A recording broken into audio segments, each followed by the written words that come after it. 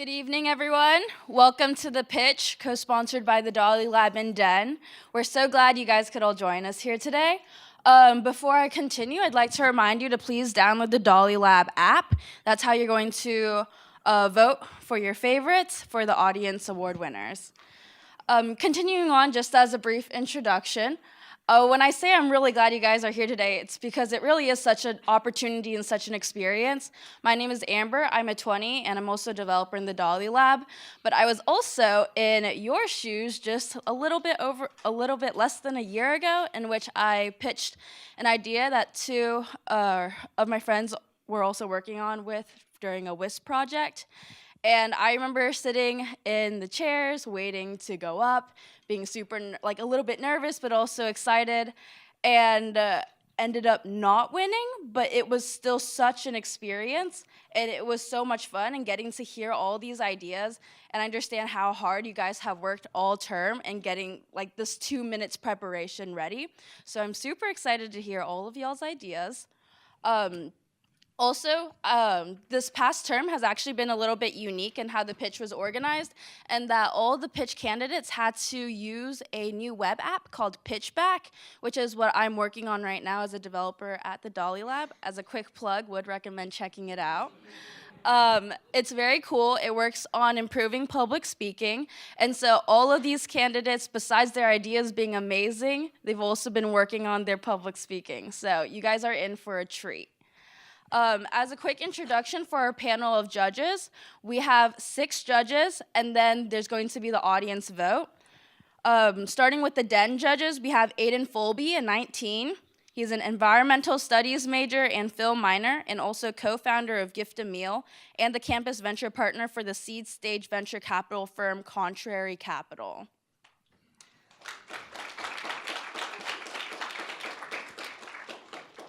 Our second judge from DEN is Liz Hart, also a 19, majoring in computer science, modified with neuroscience, and minoring in government.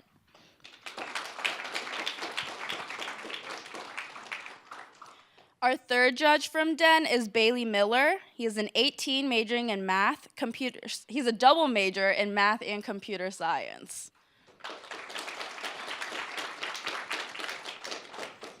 Going on to the DALI judges.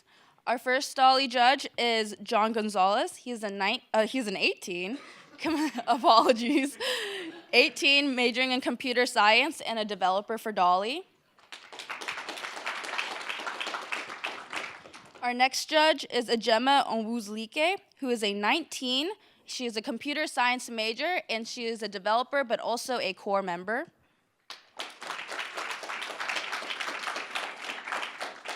And the last DALI judge is Sofia Stanescu-Bellu, who is a 20 and a math and computer science double major as well, and a DALI developer.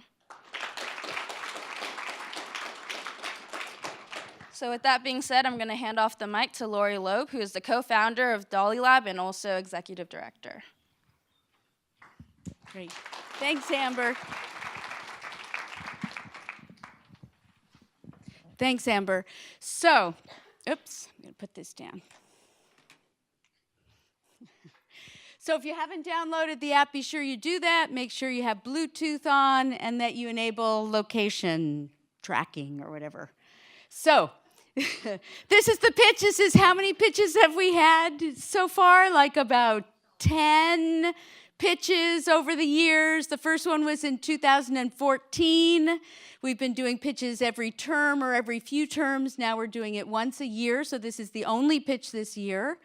And it's sponsored by the DALI Lab and the Dartmouth Entrepreneurial Network. So DEN, as you all probably know or should know, is a space and a movement here on campus where students, faculty, staff can develop their entrepreneurial skills, understand how to identify problems, find ways to solve it, build out your ideas, and get help along the way.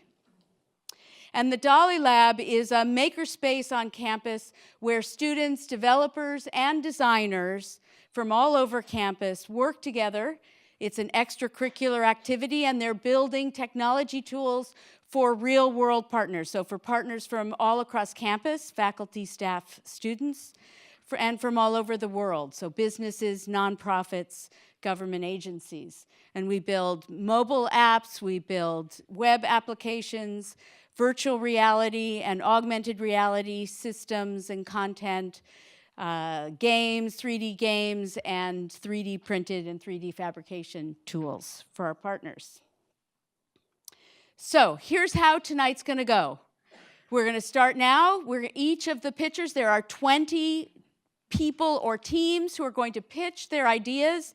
They each have exactly 2 minutes. At the end of 2 minutes, what happens, Theo? Theo will start clapping. It's really a sad sound. And when it happens, it means time to stop, okay? So when Theo starts clapping, if people don't stop, we all need to join in and start clapping, and that'll be the sign for sure. And then when it's over, you all will vote using your mobile applications. I'll show you how to do that in a minute. Then there'll be pizza and salad and things outside in the lobby. The judges are going to go off and cast their own ballots, and then we'll come back here around 8:30. Stay close so that when we're ready to announce the winners, we'll come back in here, and Amber is going to announce the winners. So here's what people get.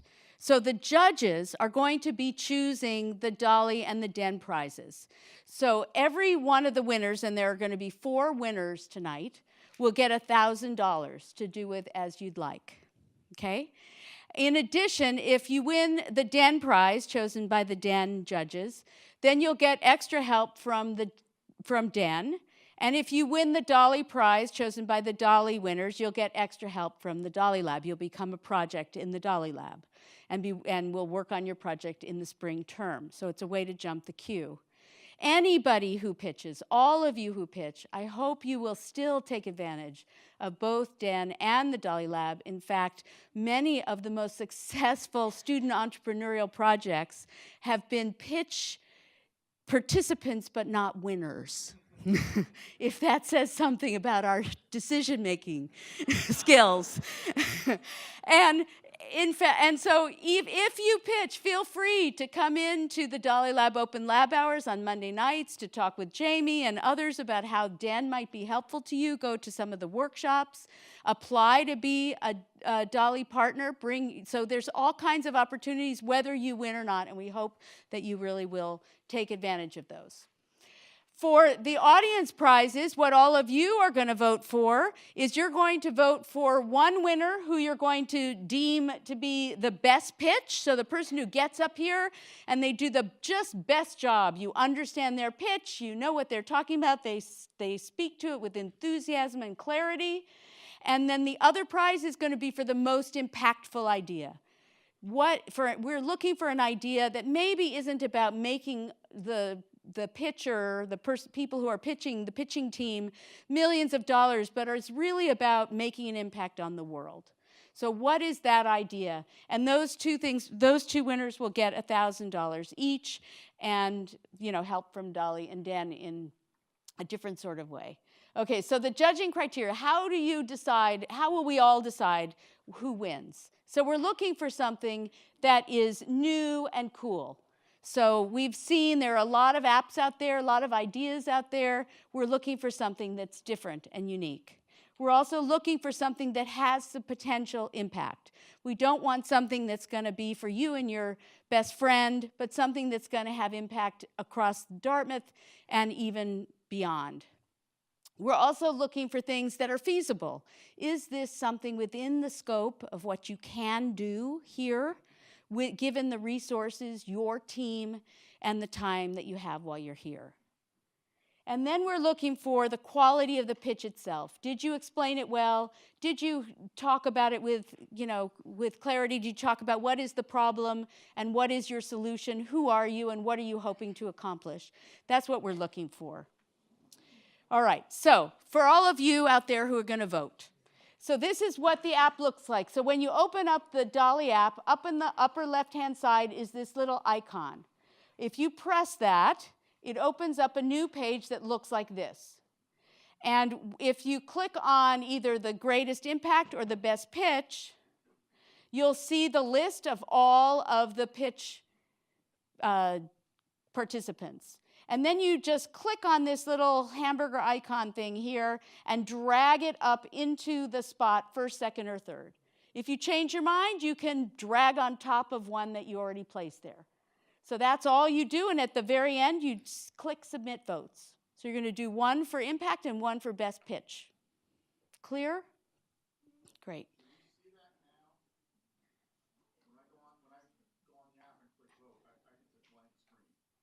You get a blank screen. Other people are getting that too. Dear Tim, what should we do? Worst case, for if it doesn't show up within the next 15 minutes or so, worst case, we have paper ballots, so at the end, Right. for those of you for whom the app doesn't work, just come up front, grab Yeah. a paper ballot. We're just trying, this is an experiment. It's hot off the presses, literally still wet, right? Still, the ink is still wet.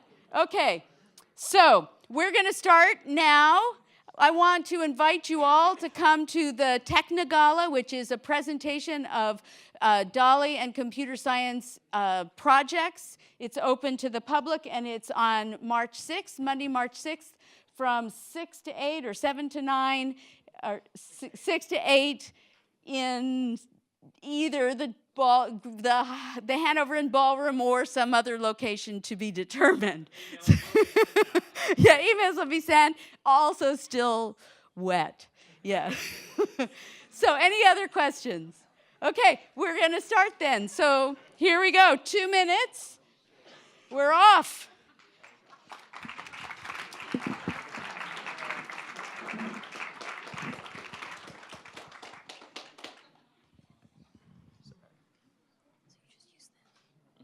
Let me just get you set up. So you're this one.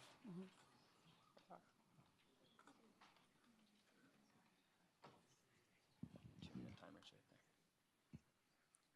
Is it not up here, It'll though? pop up. Give it 1 second. There you go.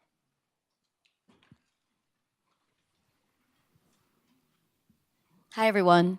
My name is Sonali Chitre, and I'm here to present to you the Healing Arts Ashram of Brooklyn, a project that we launched last summer. I'm a student at Tuck, and I want to tell you my story. When I was a young girl, first starting out in college, I wasn't very happy with myself. I wasn't very healthy. I gained a bit of weight, had acne, couldn't find a boyfriend.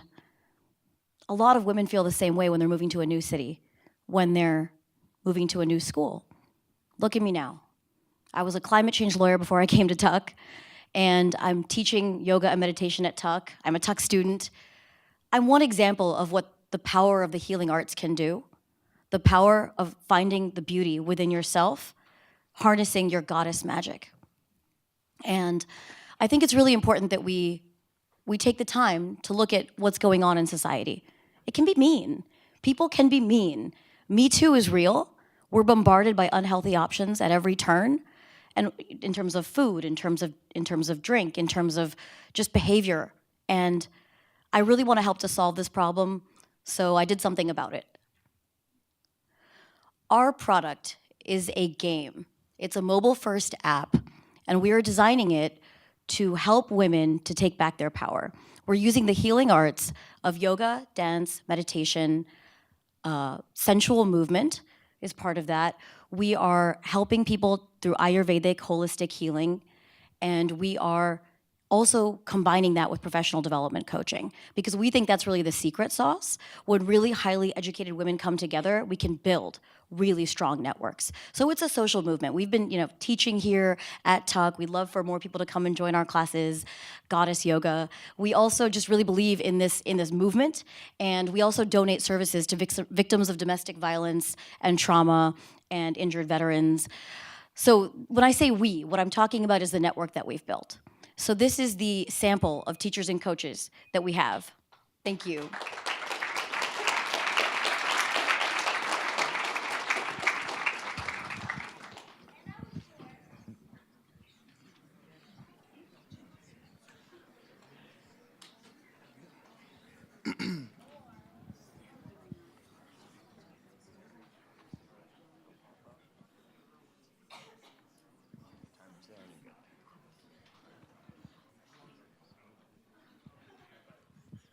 Can I get everyone's attention, please?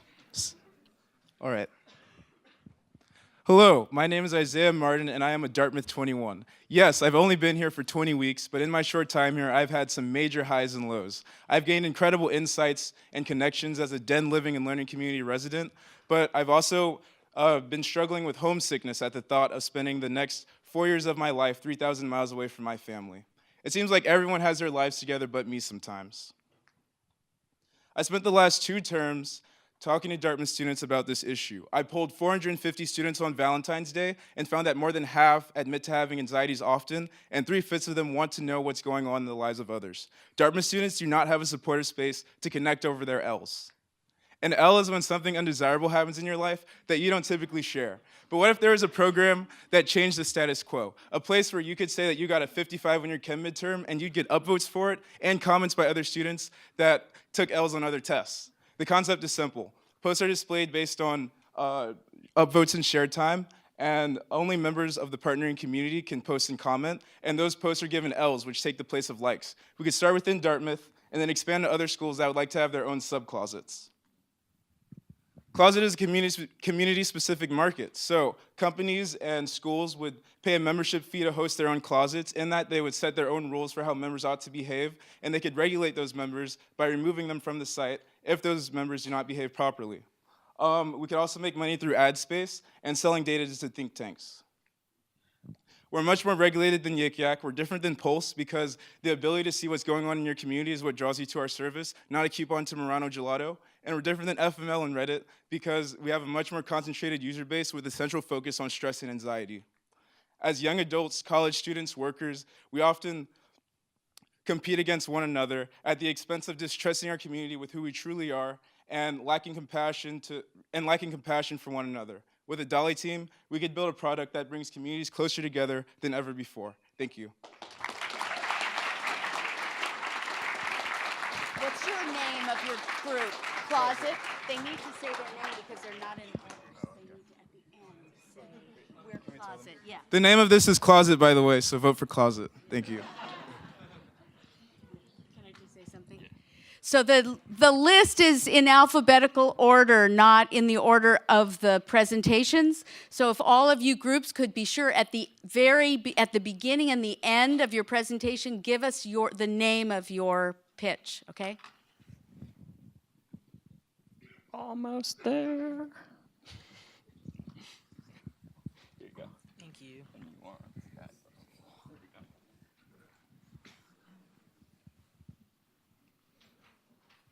Maybe it was the way your mom held your hand on the way to school. Maybe it was your Pokemon cards. But for me, the reason other kindergartners made fun of me was because I had a speech impairment. Every year, over 500,000 children like me go through some of the most important phases of their early childhood, being unable to express themselves in the best way. Blabble's here to change that, especially for parents who care about the success of their children but lack access to expensive speech pathology. Blabble is a mobile application that gives students an avatar to talk with, letting them practice expressing themselves, all while gaining feedback about their content, pronunciation, and energy. First, students receive an initial notification when it's time for a scheduled session. Next, the student meets and engages in conversation with the avatar. The avatar provides friendly correction while making note of errors the student makes. The results of these conversations are then given back as reports, letting parents be more engaged in their child's development. I took Blabble beyond ideation when I reconnected with my childhood speech pathologist, holding a workshop for over 50 speech-impaired children in the Chicagoland area. Here, I acted as the avatar, giving students the types of responses we expect out of Blabble and manually generating a report for their parents. We found that the children were eager to talk with the artificially intelligent avatar. Our MVP was a success. There are over 500,000 kindergartners who enter this need each year, and we're using partnerships to best match them. Last year, I spoke at the Midwest Conference for School-Based Speech-Language Pathologists, finding that 96% of K-12 pathologists found Blabble could benefit their students and supplement their work in person. Our partnerships with the organizations behind this conference will help us solidify customer acquisition. With developing partnerships, an MVP, market validation, the power of a Dartmouth 21, a pending patent, and over $13,000 in seed funding, Blabble has already taken its first steps. I'm looking for a technical MVP from the DALI Lab and mentorship from the DEN to take it even further. Blabble, the pocket speech pathologist. Thank you.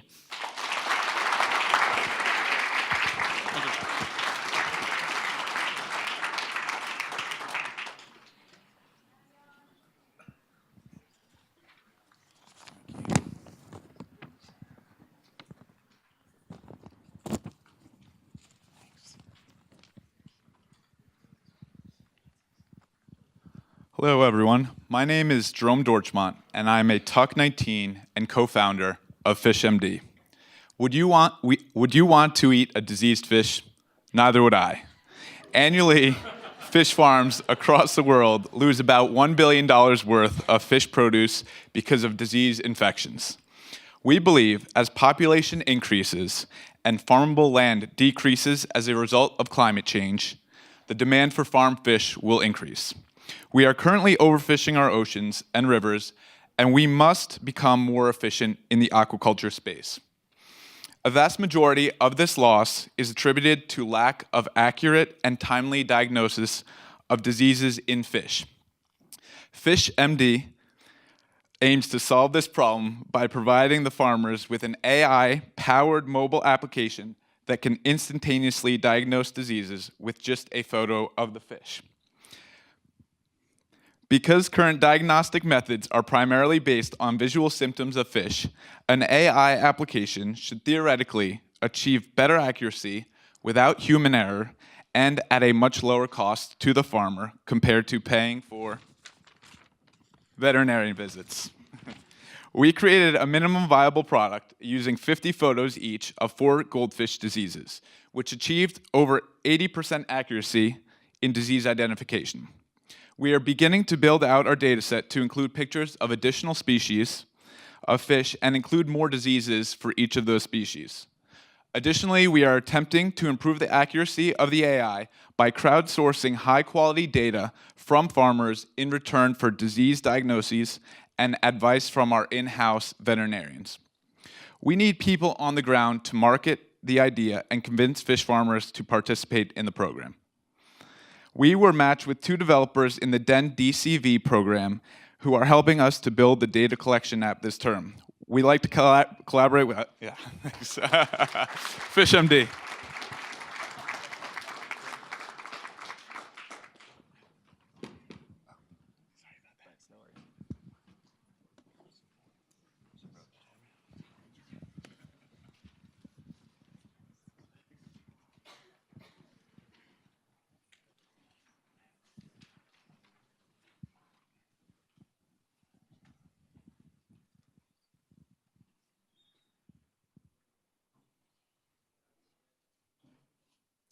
This is Molly. Once the proud fridge of Dartmouth student, Molly lived a great life. Keeping things cool, she was happy. But when her owner graduated, Molly went to the landfill. Every year, thousands of fridges, lamps, desks, and fans just like Molly get thrown away. They are not junk. They deserve a place to belong. And that's exactly what we're going to give them with the Dartmouth Marketplace. I'm Jennifer. And I'm Jay. And we're presenting the Dartmouth Marketplace, a place where you can buy, sell, rent, and borrow goods in the Dartmouth community. All it takes is a simple search, and you can find what you want, meet with the lender or seller, and get the item you want. Posting is just as simple. Just add a short description, upload some images, and you're all set. From freshmen who come to campus unprepared to seniors who just want to get rid of all their junk, the Dartmouth Marketplace fulfills the gaps that competitors lack. Right now, the sustainability sale offers a great option, but only once a year, and it doesn't provide any students with the financial incentive to add their goods to the pool. In contrast, Dartlist is a solution that's predominantly for housing, and it isn't geared effectively towards undergraduates. Most importantly, though, we have renting and borrowing. Dartmouth students are among the most mobile in the nation, with students moving from dorm to dorm in between study abroad programs. It doesn't make any sense to put your futon in storage paying $20 for it when someone could pay you the $20 for being able to use it for winter 17. We're offering a service that's year-long, unlike the sustainability sale, which is once a year. It keeps things out of the landfill, and it's fast, quick, and cheap. All we're looking for right now is help completing the website development. We've partnered with the Sustainability Office, and we're planning on merging the solutions with what's existing right now to create a solution that's better for everyone. With some funding and development, we can make sure that no fridge ever goes abandoned again. Vote for the Dartmouth Marketplace.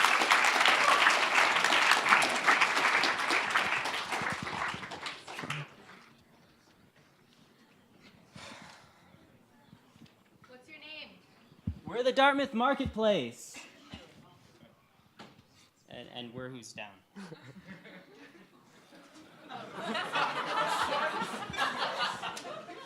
We didn't ask to be put back to back. I'm just saying.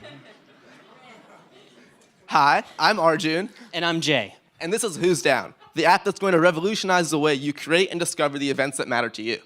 Dartmouth's event broadcasting system consists of listservs, campus events, and a ton of organizational group me's. It's great for building a routine with an insular group of people, but it kills spontaneity. Want to do something next Thursday? There's an event for that. Want to do something now? Not so much. If you try to wade through your blitz looking for something to do during a free hour, you've lost the free hour.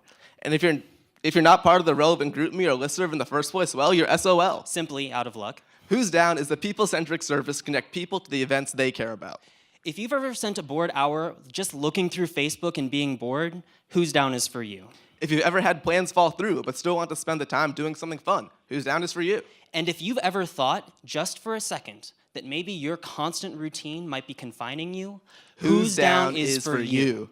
Let's see how the app works. You open the app and you see an interactive map on campus. Each of these icons was an event created by a person, not an organization. And you can filter and select the ones that you want to see with the click of a button, so you never see any events that you're not interested in.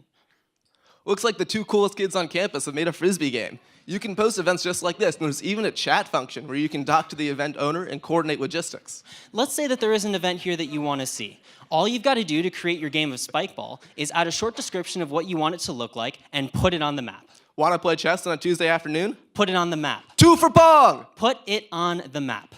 Who's Down is our revolution. What we're going to do is take power for holding events from the hands of the clubs and put it in the hands of the people where it belongs. We will also connect campus in a way current organizational structures makes impossible. And finally, we're going to make Dartmouth a more spontaneous and fun place for everyone. There is a clear business potential with Who's Down, built as an advertising platform and as a subscription model. All we need to do is finish developing the thing with DALI, and we think we're going to make this place better for everyone. Are you down?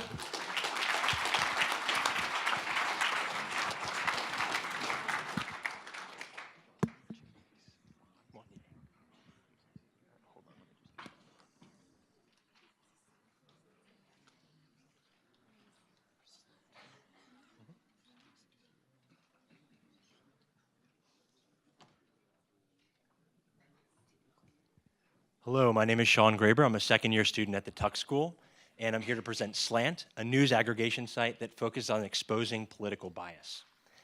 If you haven't noticed, our country is pretty divided. I'll let this slide kind of speak for itself.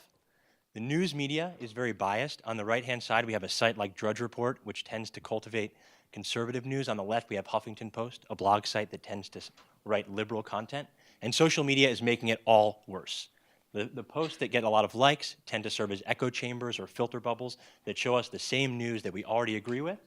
And the posts that tend to garner a lot of comments tend to be very polarizing, and they really don't engender the most respectful and productive conversations. We want to change all of this by making reading the news great again. Slant is a very unique focus on bias. We want to use machine learning to identify the key news issues of the day and throughout the day, find the articles that are the best, classify them by bias, and display them in a very easy-to-use and informative, information-dense kind of format. The business model is relatively simple. We want to get a lot of eyeballs on our site, and with a cost-per-click model, we think we can generate a very substantial amount of revenue. We think this is a really exciting and great project for DALI. Our roadmap would start with building a very simple website that will enable us to classify articles, post articles, and get classifications from our readers, and then build a machine learning algorithm in the back end that will eventually power the site. We're Slant, and we hope that you'll help us make reading the news great again. Thank you very much.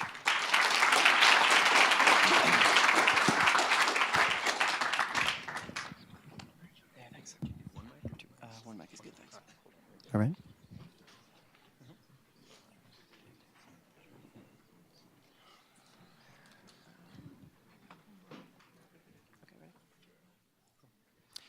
Hi, I'm Kevin Suyo, and together with my fellow Tuck classmates Sean Rice and Miyambi, we're launching a company called Skill Terrier.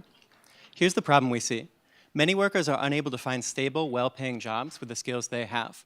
Despite there being 6 million unfilled job openings in America right now, nearly 7 million people are without work, and hundreds of thousands are so discouraged that they've actually stopped looking. Why is there this gap? Because people often rely on friends and family for career advice, but these informal networks too often don't have the information required to help people know what they should do. And existing products designed to help break down these knowledge barriers are often insufficient, and they look like they came from the last century. That's why we're building Skill Terrier. It's a web app that provides users with everything they need to know about careers that are right for them. We've developed a proprietary recommendation algorithm that recommends jobs to users based on their interests. Detail pages for each career provide information not just on those careers, but also link to specific educational and job opportunities. Revenue initially comes from educational providers and job posting sites. The commissions derive from that. But as our analytical capability grows, we plan to offer an enterprise license to schools and guidance counselors. Now, with the help of an incredibly talented DALI team, we've actually built this product. We're testing it with users right now, and we're working with state and local governments, national foundations, and schools to iterate on our idea. And with this competition's prize, we plan to take it to the next level. We'll expand our functionality with continued DALI support. We'll use the funding to scale our cloud hosting infrastructure and bring this to more people more quickly. And we'll continue to use DEN's network to strengthen our partnerships. We're the right people to bring this product to market. We have experience in education, technology, policy, strategy. We know what we're doing. We know this space. We've spent years in it, and we're ready to make a difference with Skill Terrier. Thank you. Thank you.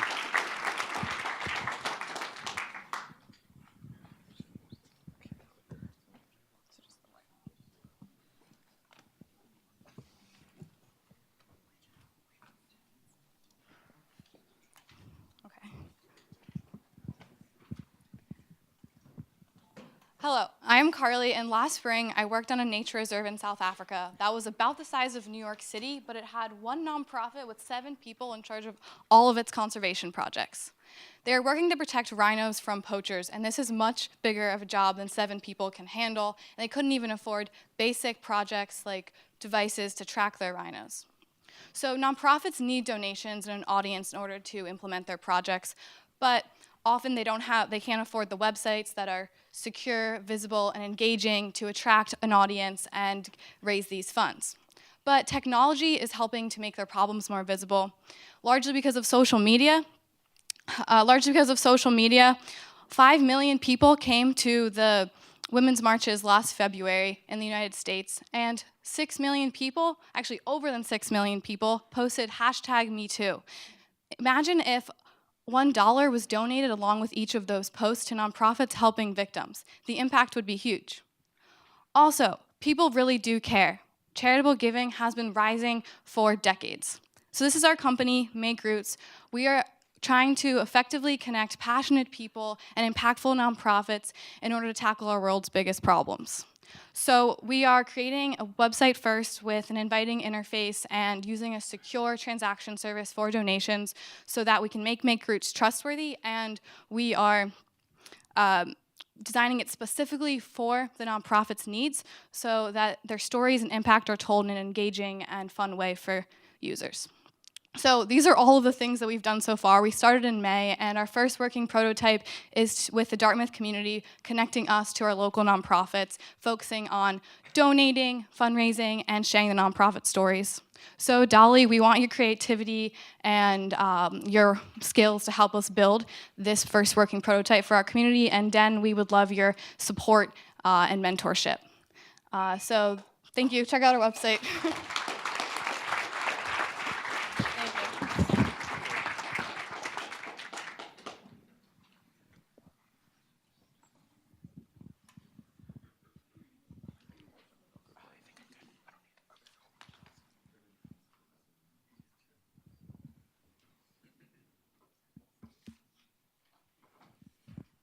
Check. 1, 2, check. Great. Hi, everyone. My name is Tony Ferrari, and I'm the president and founder of the Dartmouth Business Review, a nonpartisan, nonprofit organization that is devoted to sharing the world's most innovative ideas in the form of short, powerful talks. Here at the Dartmouth Business Review, we focus heavily on video content because we believe this to be the way of the future.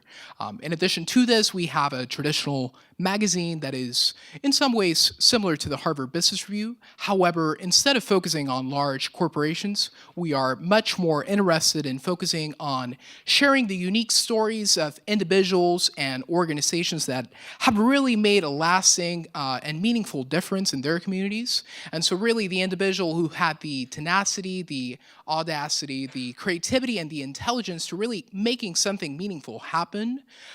Here at the Dartmouth Business Review, we just want to bring back the human element and the human touch of business, which we feel is so often overlooked. Whenever most people think of business, they think of business in a very limited parochial sense. They think, oh, business, is banking, business is Wall Street. Yes, this is part of business, but business is so much more than that. So there's a business side of the entertainment industry, there's a business side of the pharmaceutical industry, sports, so many things. Really, at the core of business lies people wanting to make an impact in the world and really be of value to society. And I know from experience, so in my case, I'm a professional opera singer. And so whenever I perform, actually, whenever I'm not performing, I gotta market my music, I gotta sell tickets, so many things beyond just appearing on stage.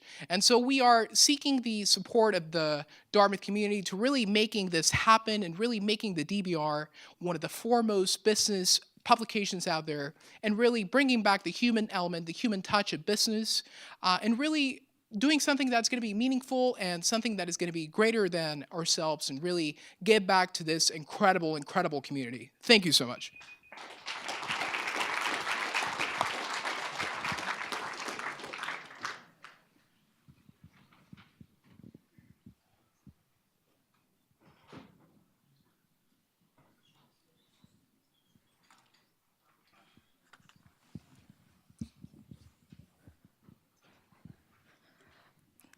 Hi, I'm Anjali. I'm co-founder of Woke Cosmetics. So how many of you wash your face at some point during the day? Hopefully that's everyone. Okay. How about before bed? Okay, about 54% of people don't wash their faces before going to bed.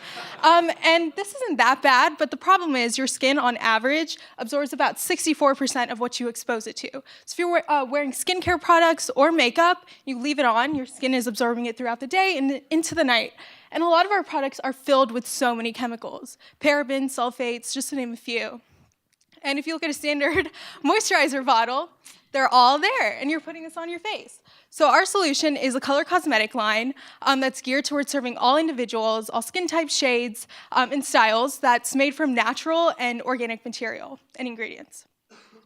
So the market for the global organic beauty is pretty large. It's growing very rapidly, much faster than traditional beauty, and it's expected to reach $22 billion by 2024, so it's pretty sizable. But how are we woke? What makes us different? So we're designed by millennials for millennials. We're a generation focused on prevention rather than just treatment. So that's why we're focusing on using clean ingredients that are overall better for your health and appearance than just regular color cosmetics.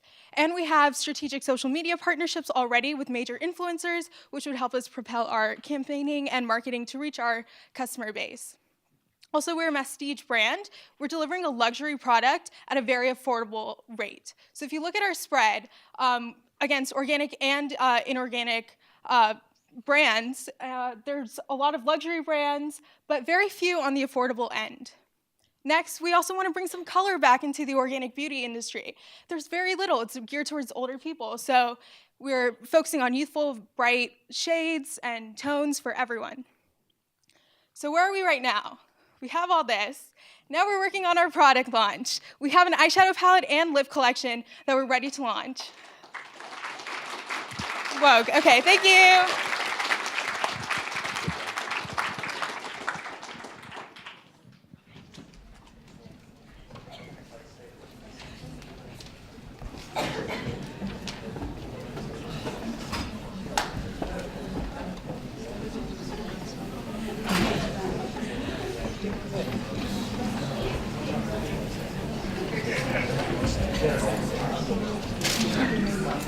Good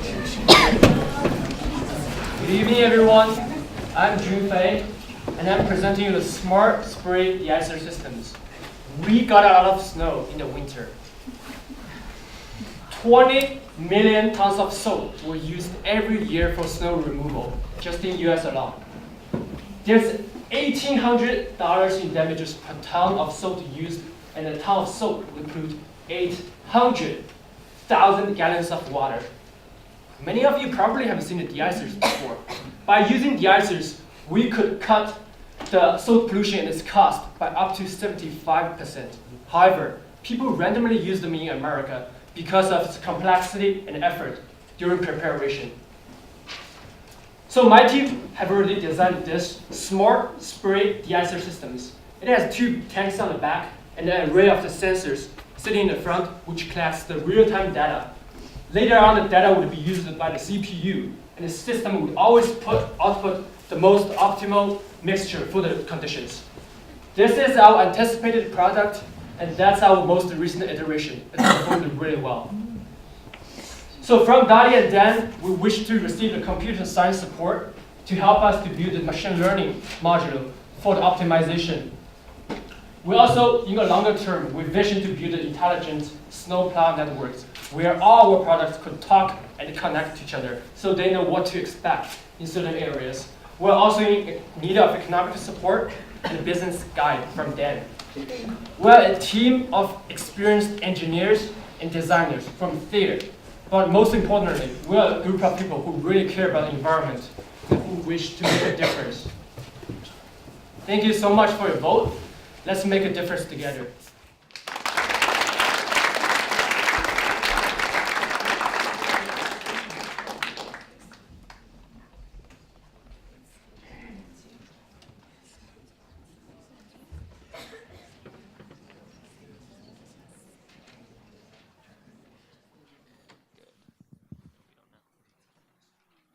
Hello, I'm Teddy, I'm a 21, and this is Cash Goals. Last year, my family got a divorce, my parents did. It was awful, I can't recommend it, divorce sucks. The 2 Christmases is not worth it. So what's causing divorce? Well, the #1 cause of divorce is infidelity, but I can't think of an app that will prevent infidelity legally. So let's address the #2 cause of divorce, which is financial conflicts, something experienced by 71% of couples. So what I think is the problem is that on wedding day, couples do not share financial expectations, and Cash Goals is designed to change that. Our solution has 3 parts: a survey, a consultation, and a financial management platform. Our survey asks a lot of big questions like, how many kids are you gonna have? Or are you gonna buy or rent a home? Or is one partner gonna stay home with the kids? We're not asking users to predict their lives, we're just looking to isolate differences in expectation. Then, our users will meet with a Cash Goals coach. That's a trained professional who will talk users through their survey and help them resolve conflicts before they become conflicts. Then, users will have access to our financial management platform, where we'll take into account their goals and help them manage their spending and saving so they can stay on track.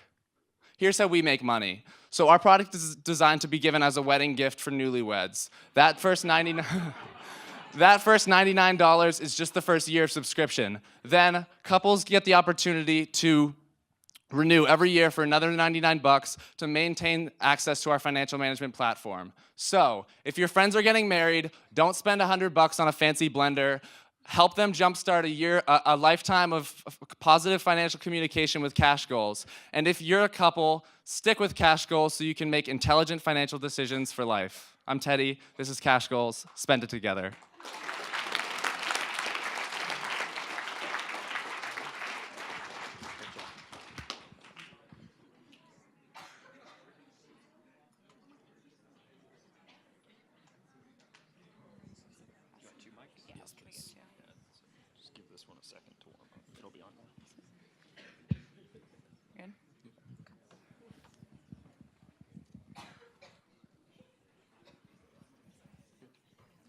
Good evening, I'm Brendan. And I'm Sophia, and we're the co-founders of CareLink. I don't need all this data to tell you that US healthcare is a total mess. Despite spending the most amount of money per capita, the US ranks dead last among developed countries in overall healthcare. This shortcoming is most evident in emergency departments. And as a medical student, I can tell you that the high cost, low quality care is painfully visible. Emergency departments are not the place to manage chronic disease. The best an ED provider can do is manage the acute crisis and provide complicated discharge instructions to a patient. We need a better tool to support patients when they leave the ED. With CareLink, we're bridging the gap between acute and routine care. This year alone, about 1 in 3 Americans is expected to go to the emergency department and spend an average of $1,300 for the pleasure. These patients can expect to receive discharge instructions that are complicated and then are left to manage their condition alone. And can you blame them? If you were to leave the ED with these flimsy discharge instructions, would you feel capable of managing your ongoing symptoms and health? We're solving this problem by building a platform that supports patients digitally when they leave the ED. CareLink provides continuity of care that is both actionable and specific, and vastly improves anything on the market. And it's not just patients that benefit. CareLink enables hospitals to provide higher quality, more cost-effective care. And in the value-based compensation model, this is not just a nice to have. It's critical for the financial sustainability for hospitals. Making a dent in healthcare is no easy task, but we've built an exceptional team up for the challenge. And together we're going to build our MVP to change how emergency discharge occurs. Our team represents the best of Dartmouth, but we need your help. Thank you.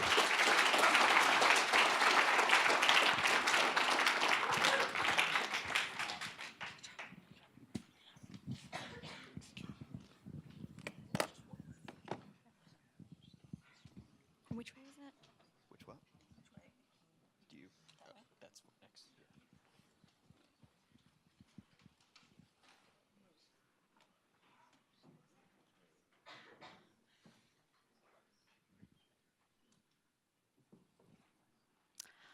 I'd like you all to estimate how many people you've communicated with today. For me, it's 26 across at least 5 different platforms.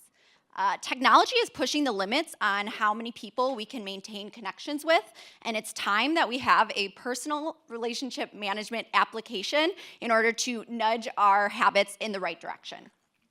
Part of the problem is that there are so many different ways to communicate with people nowadays, whether it's social media, email, text messaging, phone calls, and this became more evident during a network job search this past fall.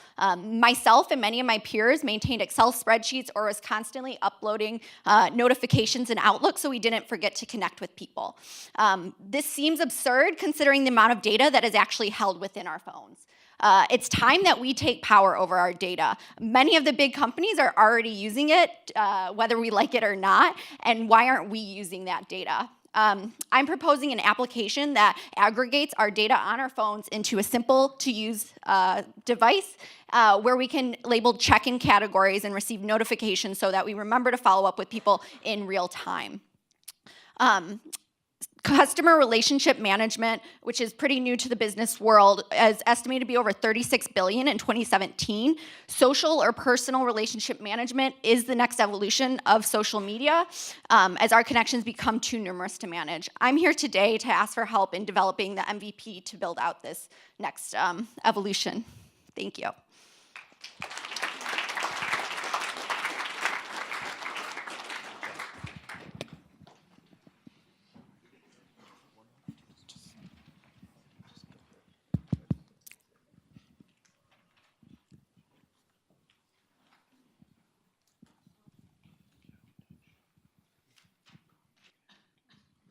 "Who are you?" says my grandmother every time she sees me. She no longer recognizes me or my mother because she's suffering from the Alzheimer's disease, and she's not the only one.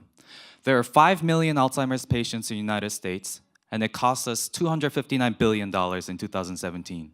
By 2050, it is projected that 16 million of us will be suffering from Alzheimer's, and it will cost the nation $1.1 trillion. Sadly, there is no cure yet. There may be no cure, but there are numerous studies suggesting the positive impact of music on Alzheimer's patients. And the documentary Alive Inside demonstrates how music can transform an incoherent man into someone who can passionately express himself. I found your music. You want your music now? Okay. Let's try your music. See what happens after he listens to music. What does music do to you? It needs a feeling of love. No man. Think right now, the world needs to come into music, singing. You got beautiful music in. We are Rememory, and we want to use this power of music to provide you with a simple solution to Alzheimer's through a phone application. And our end goal is to use music to associate them with memories of loved ones.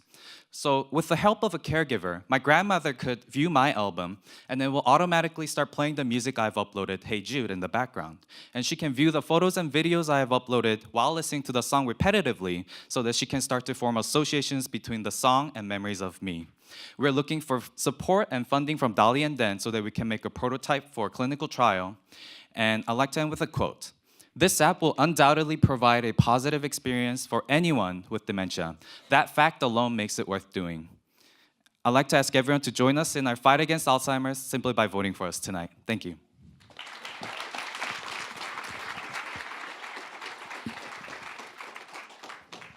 We're Rememory.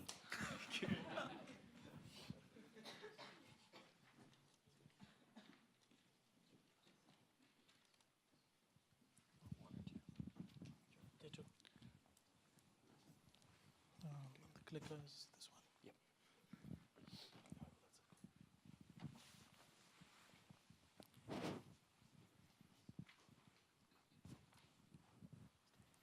Hi, we are Team Emergency. I hope you had fun this past weekend, but not too much fun. Or since final is coming along, maybe you're studying too hard. Either way, there's a team of brave soldiers amongst us who are the EMT, who are always there for us in time of need. Yet they face an acute problem in serving us. They do not have access to our medical information. And this is especially important when if the patient is unconscious, because they do not know whether that's because of a diabetic condition or a reaction to the medications. So our solution is a web app which allows EMT access to patients' medical record with patients' fingerprints. As you can see, it contains all the relevant information such as allergies, medication, and any pre-existing medical conditions. We are currently working with Dick's House and Dartmouth EMS. They're pretty excited about our product, and they think it adds a lot of value to emergency care, especially for people with pre-existing conditions.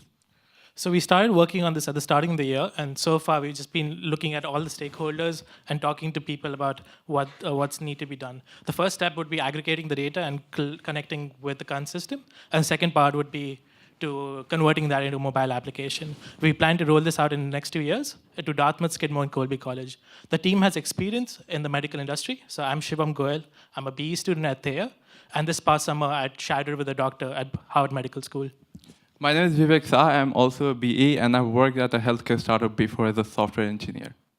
So the help that we need from DEN is specifically looking at the HIPAA law and other medical laws and making sure we are following that at every step of the way in the storing of data as well as transfer data.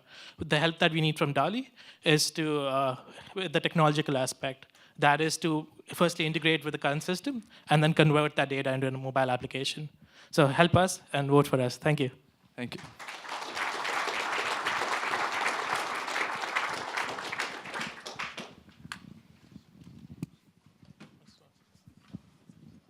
We're Team Emergency, by the way.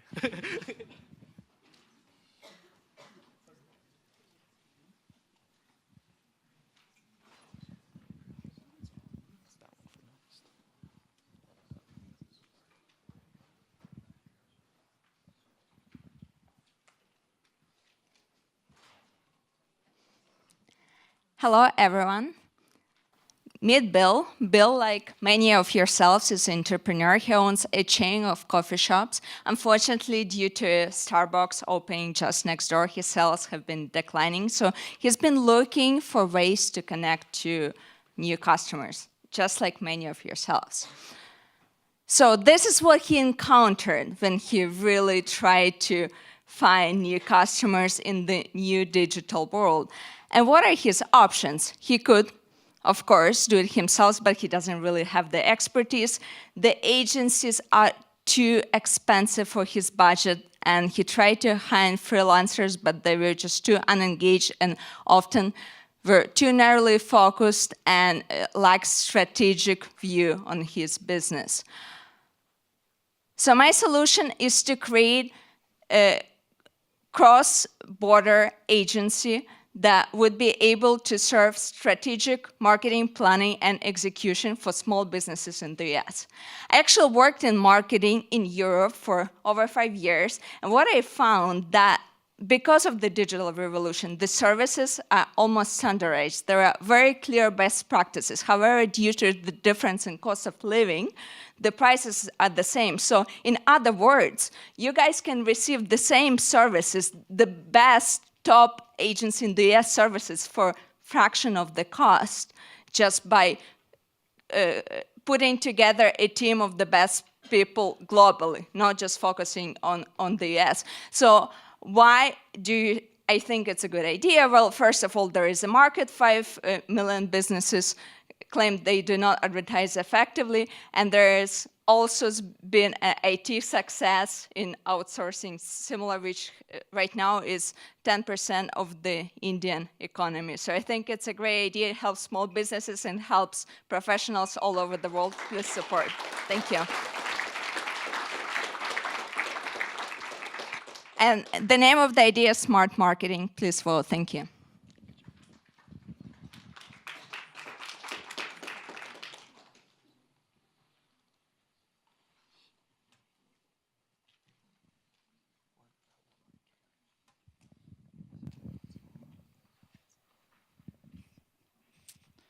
Hi everyone, my name is Sajeev Popit. I'm a T19. I'm here to present to you my idea for Seasoned. So there are two sides to this market problem. One is there are busy working professionals that have a demand for home-cooked healthy food but don't have access to it. And that can be due to a lack of time, lack of healthy restaurant options, or simply an inability to cook well, like myself. And the second side of this problem is that there are chefs in immigrant kitchens who are demand constrained, and they're cooking out of their kitchens and selling food, and that could be due to legality issues. They're constrained only to their community and just broadly don't have access to a broader consumer demand. So what we're trying to do is empower immigrant communities socially and economically while enabling them to deliver authentic culinary experiences to a broader consumer base, while through all this process, bridging cultural and social misconceptions through these unique culinary experiences.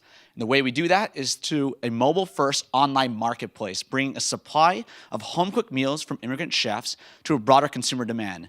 Basically, this is Grubhub's model used for home-cooked food. We're taking a transaction commission fee off of every meal transaction.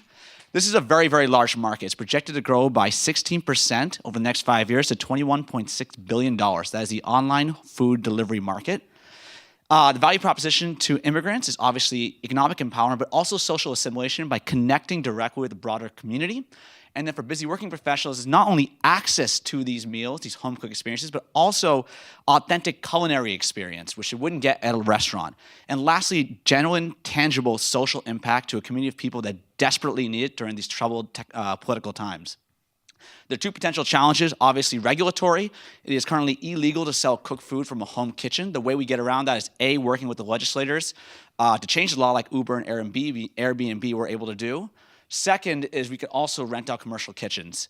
The second is food safety, and the way we get around that is by having strict onboarding criteria to bring chefs onto the platform. I'm going to skip this slide. We are a two-sided marketplace for home-cooked food from immigrant kitchens to broader consumer demand. Thank you so much.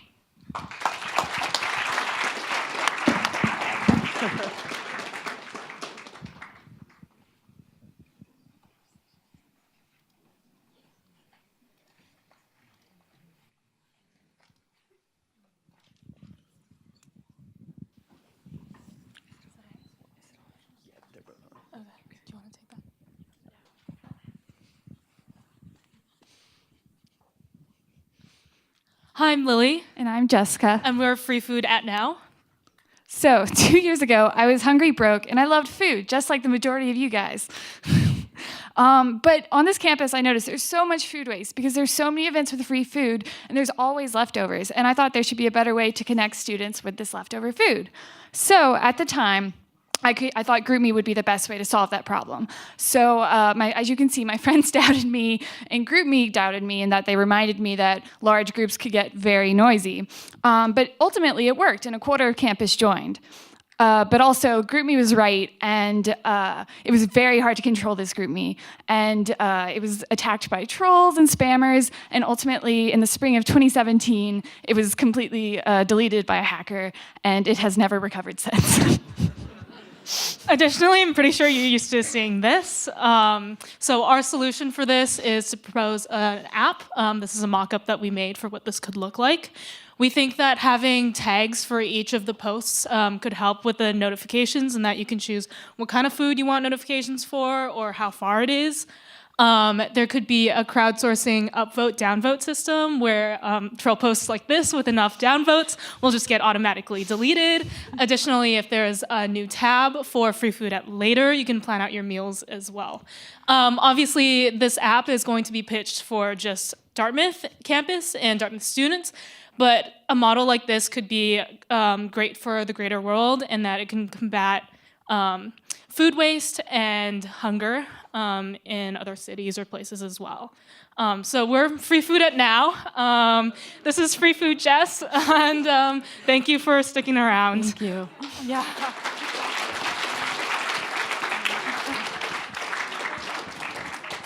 I also hear there's free food outside, so.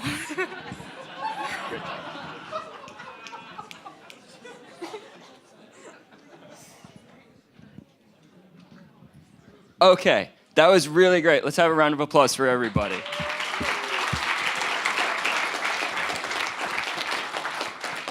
So, if the DALI app is working for you, take the next 2 minutes to please vote for greatest impact and best pitch. If for some reason it's not working for you, come see me down here. There's pizza and drinks in the lobby. And we're going to reconvene in here in 20 or 30 minutes. We'll make it known when the judges have decided. Thanks, everybody. Hi, everyone. Oh, it's nice to get applause without doing anything. Hi, everyone. Thank you for sticking around. The pitches were amazing. I loved watching every single one, and the ideas were all very, very great. Just a reminder that winners and non-winners can all apply to be supported by DALI and to be private projects. Like, for example, Orchard and Pulse, one of the two of the most well-known DALI projects in the past, were all non-pitch winners but pitch participants. So keep in mind that you can always apply separately out of this. But congratulations to each and every one of you guys. So, let's start from the audience winners.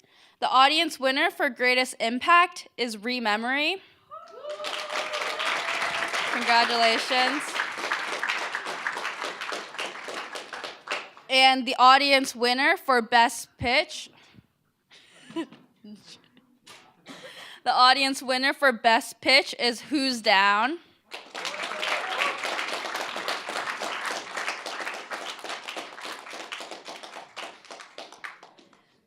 Going on to the winner chosen by DEN is Cash Goals.